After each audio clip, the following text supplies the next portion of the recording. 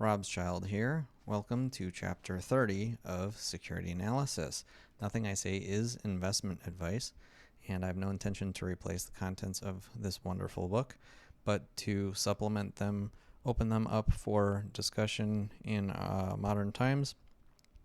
Please discuss anything and everything in the comment section below. The title of this chapter is called Stock Dividends. We refer to that as a stock split today. It seems that stock dividends meant something very different in the 1940s than they did today. And so what this means is that people often got a stock dividend representing extra earnings of a company. So instead of getting just the cash dividend, you could get extra stock to represent those extra earnings. And so not a whole lot of this chapter applies to modern day investing exactly. I'll still go over all of the points, and I still think there are some lessons to be pulled out of here that we can use for modern day stock analysis. Before we dive into it, just to review what I'm talking about here in a little bit more detail, stock dividends or stock splits today usually exist simply to reduce share price in order to make it easier for more people to invest in the stock. Once a company has a stock that's worth over $1,000, for example, it becomes very hard for your average day person to invest anything in it, because that can represent for a lot of people a significant portion, very significant portion of their portfolio, when it might be more appropriate for them to try to get only $100 worth.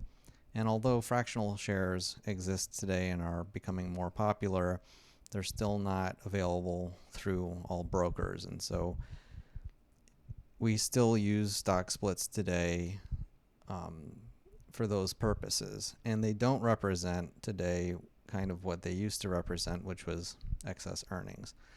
So let's get into the content of the chapter. So we start with the fact that there are two types of stock dividends. He says there's periodic and extraordinary, which means basically, periodic means for every 10 shares, you get like one share every year, one extra share every year, kind of a thing, versus extraordinary, which is the earnings build up over a certain amount of time, then all of a sudden, your shares double, and that's the extraordinary type. And like I said, it doesn't seem like this has a lot of meaning or relevance today, but let's go through it and discuss some of the points. So he starts by going over the details on extraordinary stock dividends. And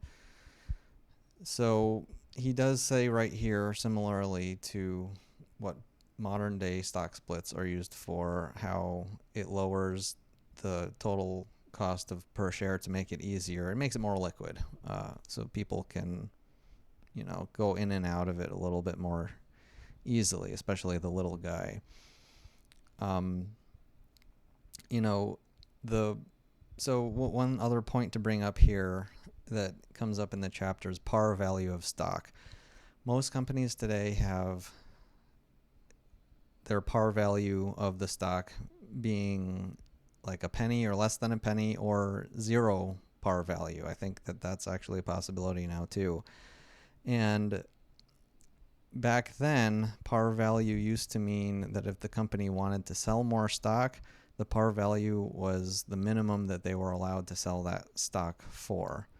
And even earlier in the book, he admits that doesn't have a whole lot of meaning when you really think about it. We discussed that in a previous chapter. I don't need to get into it too much here. So his take on the extraordinary dividend is that he considers it, at least the way it worked in this time, that it was used basically, the way I understood reading it, was he kind of thinks of it as a manipulation of psychology of investors, and it oftentimes benefits insiders. So when they decide to do a stock split, it gives markets certain ideas about what's going on. And that still kind of does apply today, right? So you have a company, that's doing so well that they have to do a stock split. That still is a little bit of a manipulation. If you think about it, I wouldn't be surprised to see a study done that would show that after a stock split, the price of the stock does better over, a certain amount of time, maybe 1 to 5 years or something like that. And it is somewhat manipulative, if you really think about it. Like, the fact that stocks can be so volatile, for example, how they can go up so high and down so low based on various cycles running into each other at different times. To do a stock split is sort of to give permanence to the idea that the company needs that stock split. So that's where the manipulation still, I think, applies to today. And it makes me take a look at stocks personally that are going through a stock split with stock splits with a little bit more caution. Like, to take that as like, don't get too excited about stock splits. In other words, be cautious. That's kind of like what I get from reading this part of this chapter. So anyway, we move on to the periodic stock dividends. So these are stock dividends that happen regularly, and so one thing to mention at this point too, when it comes to stock dividends, in this time period, when a stock did a split, it was assumed that the total amount of cash dividend coming in would be higher as well. That would come along with that. That was kind of like the standard. Like, you do a stock split and then you get the dividend soon after. And that's an important part to understand of all this.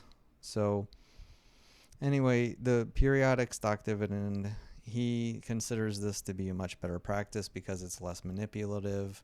If it's just adding a little bit of stock all the time, like for your 10 shares you get, or maybe even for your 20 shares you get 1 share every year. It's less like, immediately the stock price is in half and you have double the shares and it's easier to buy it, and the company's like so on now because it grew so much they had to do a stock split. I mean, like I had just explained. Again, that's the way that I'm kind of seeing all of this. And so then he goes through 4 direct advantages of the periodic stock dividend. Again, when I say stock dividend for this chapter, we're talking about stock splits. You're getting extra stock. You're not actually getting any more value. It's just dividing up the total value, but in this time it represented extra earnings. It's a little confusing. If you really want to know more depth about it, you gotta read the chapter and then try to look into it a little bit more. But all right, I digress. The 4 advantages. He says you can sell the new stock that represents the extra earnings or keep it. So, these extra earnings represented in the extra stock, it's an easy way of being like, oh, well, thanks, I'll sell that. I'm going to keep my stock. I like how much stock I have, and I'm just, every time I get another share, I'm just going to sell it. I'm going to consider that to be like part of my income kind of a thing. So he likes it. It helps it make it easy to calculate selling the extra earnings represented by the new stock. So again, how relevant that is to today is hard to say. I mean, a similarity would be, and even I think he mentions in here, when a company has extra earnings, just selling some of the stock you own, it's essentially the real thing. It's just kind of more calculated, is his first point here. So then the second point is that, again, it's very likely that it's going to lead to a higher cash dividend. And he said in this time something interesting: without a stock dividend, the cash dividend is likely to stay the same. So, stocks were seen apparently in this time as something that paid out like a normal amount, like it pays out like this much. And for that to increase, it wouldn't normally increase without that stock dividend. And so I found that very interesting. And obviously, as prices go up, in this time period, it makes sense for all those numbers to work that way. Let's move on. So point number 3, he says the management is sort of given sort of an obligation to increase the cash dividend once they give the stock dividend. And he says that this is a test of wisdom of good management to use extra earnings in this way, to turn surplus into common stock capitalization and then distribute, because then, so there's more shares, and then so there's, I imagine it's like the same dividend, but there's more shares, but same dividend per share, but you're getting more money because now you have more shares. I think that's a little bit how it works. So then number 4, he says again, higher stock dividend equals higher stock price than another equal company. And we talked about that in the last chapter, that companies that offer more dividends, a higher portion of their earnings as dividends, tend to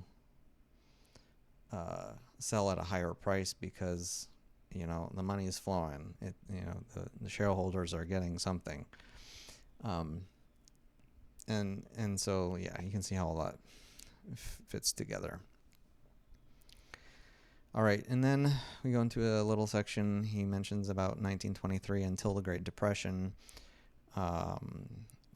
regarding periodic dividends, that it was normal to give a stock and a cash dividend, or another choice was to have the stockholders to get a stock or cash dividend being a choice. And so imagine being in a situation where you're told, you're not just getting the stock split like you do today, but the company says, hey guys, you can either have this in cash or you can have extra stock. That's pretty neat. That's a pretty neat idea. But again, this was leading into the Great Depression, so who knows, maybe that was not the greatest thing. But anyway, we move on to a section where he talks about how abuse can occur in periodic stock dividends, because stock dividends aren't always from extra earnings, and investors have been tricked, basically, and shows an example of this. And he says this can also turn into, he quote, danger of vicious circle developing, where the price of the stock is going up, and then because it's going up, it goes up more, and all these stock dividends are coming out, and and it's decoupled from the earnings. And he really gets kind of angry, I guess. I don't know if that's the right word, about the idea of companies basically doing stock dividends that are not represented by an increase of earnings, which is obviously easy to do, like we see today, like we see in stock splits today, which are essentially completely meaningless, except for, again, the perception that people have of the company. I think it does affect people's perception of a company. It gives the idea that this is a permanent thing, giving a stock split. But And then we go on to a part where he says the opposite has also occurred, that companies have been undervalued because of conservative dividends. So where we have, while companies at this point giving too many dividends would be going up in price because they're giving stock dividends that don't even necessarily mean anything, companies that aren't handing out those stock dividends are becoming undervalued, and so then it led to a situation where we had a few companies, and he puts two examples in here: American Can Company and American Biscuit Company, went from being too conservative with their dividends to becoming too liberal with their stock dividends, to the point of they switched gears, and then they were a part of the big boom of stock prices going into 1929 before the giant crash, and the value of those stocks also crashed pretty badly. And then we have an example of, he says, history repeating, where the first, he says, so the first company to do periodic stock dividends, he says, stopped when others were starting, and in the Great Crash, this company ended up going down 80% in price when it was cutting its dividend.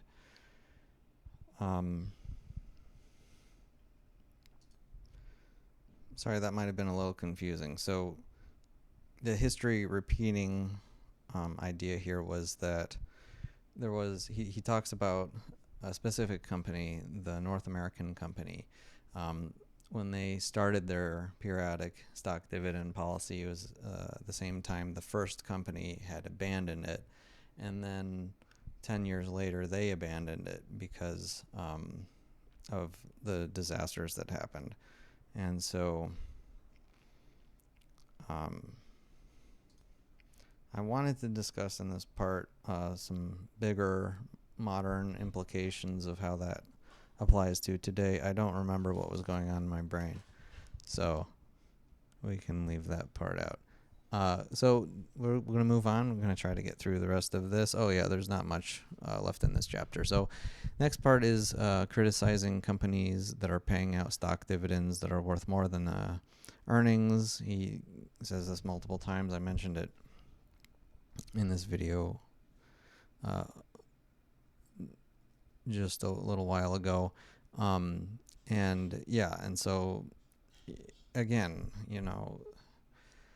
a stock split, a stock dividend, it doesn't actually mean anything completely concrete. A company doesn't have to pay a higher dividend because it did a stock split. And,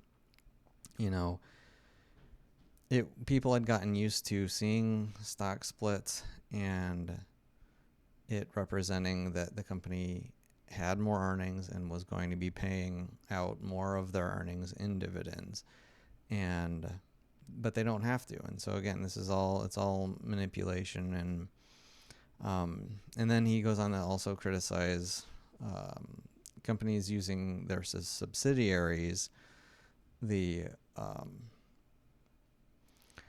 stock dividends without extra earnings as part of their income, and so he considers this to be a very manipulative practice. Next, we have, I guess this is one of the last points here, was an example of a stock dividend being preferred shares. So that's when things get a little bit more interesting, because preferred shares are a completely different thing. So, the way I see that is like, is that really a stock dividend? And it's not a stock split. And what that represents to me is like, sort of like cash equaling part of more senior security as part of their debt structure. So those extra earnings representing like, the preferred shares. So I thought that was very interesting. And then he shows an example that showed how there have been companies that have done that and then redeemed them directly for the represented excess capital in the company. So then, they got the actual money. So the company could hold on to it. Was, that's the difference really, is that the company still holds on to the cash while you get an extra security, a preferred stock, and then they trade it in later. And he says that was a great deal. He seems to approve of that one happening. And then the last point is he basically sums up this chapter and the previous chapter 30, 29 and 30 at the very end, page 399 and 400. He says, if you were skimming this book, you could skip right to these last 3 points.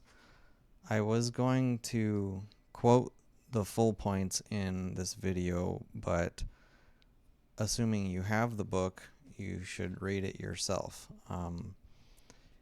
And it, I can't say it better than what he says it. And so if we're going to highlight a certain part of this book, chapter 29 and 30, we got to read those last 3 points. I changed my mind again.